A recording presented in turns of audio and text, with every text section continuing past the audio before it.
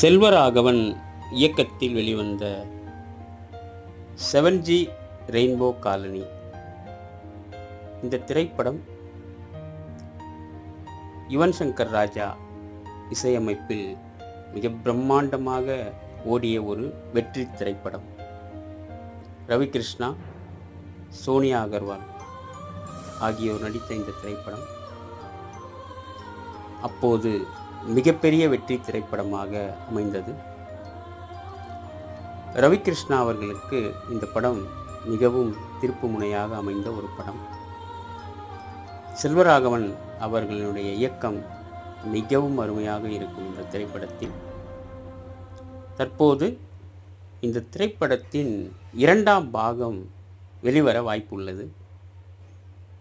அந்த படத்திற்கு மிகப்பெரிய ஒரு வரவேற்பு